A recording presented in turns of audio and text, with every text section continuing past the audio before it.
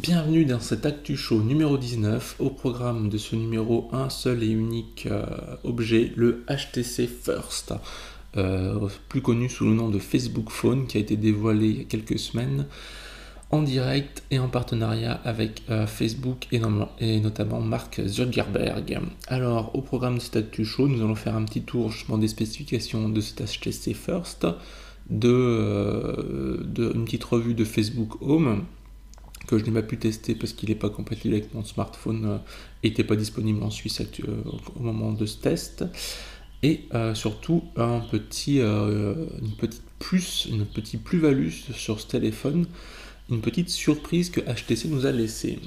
Alors nous allons commencer tout de suite par les spécifications de ce téléphone. Alors il faut savoir que c'est un téléphone assez compact, donc comme vous pouvez le voir, la taille de 5 pouces en hauteur, c'est vraiment assez compact.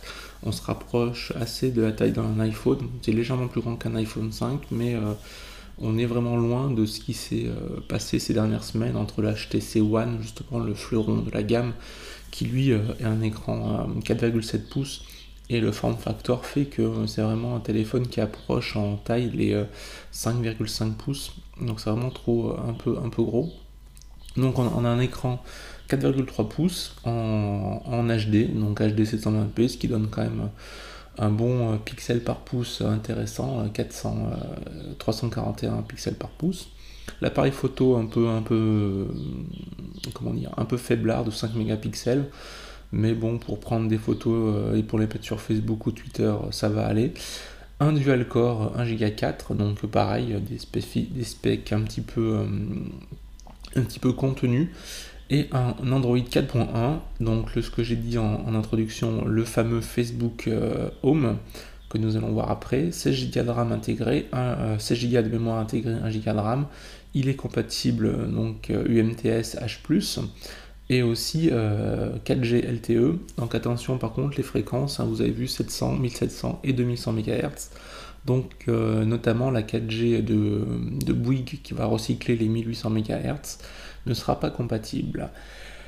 Et il est aussi NFC capable. Donc ça c'est quand même aussi pas mal pour un smartphone quand même d'entrée de gamme de petite taille, qui soit tout de même capable de faire du NFC. Alors nous allons voir ce fameux Facebook Home avec l'aide d'une vidéo. Donc voilà, c'est ce qu'on appelle le cover feed. Donc quand vous allumez votre téléphone, vous avez ça, votre petite bulle avec votre photo de profil, et puis des images qui défilent avec les mises à jour des images, mises à jour des statuts. Vous pouvez faire défiler à la main, bien sûr, en swipant d'un côté ou de l'autre. Vous pouvez double taper pour liker, et vous pouvez aussi avec le geste à deux doigts voir l'image en entier. Donc là c'est une mise à jour de statut que nous avons à l'écran. Donc quand quelqu'un de votre liste d'amis met à jour son statut, vous avez la photo de cover plus la mise à jour. Donc c'est vraiment axé sur ce qu'ils appellent les people, donc les gens. Donc vous avez vraiment un flux d'actu, un flux de photos sur votre home. Donc vous pouvez rajouter des commentaires directement sur les photos, liker les photos en double tapant, etc. Ce qu'il faut savoir, c'est que du coup c'est une surcouche quand même qui est assez loin de Android. Donc il faut, pour accéder à vos applications standards, vous devez faire un petit peu plus de clics, et notamment vous avez vu, Coverfeed ne gère pas les widgets, donc c'est vraiment à réserver cette interface à ceux qui sont vraiment fans de Facebook et qui passent le clair de leur temps sur Facebook. C'est-à-dire si vous allez sur internet et que la seule chose que vous y faites c'est Facebook, ben, ça va vous plaire. Sinon, si vous faites un tout petit peu autre chose, un tout petit peu de Twitter, de recherche, etc., du RSS, enfin de la lecture de news, etc., c'est un petit peu plus compliqué.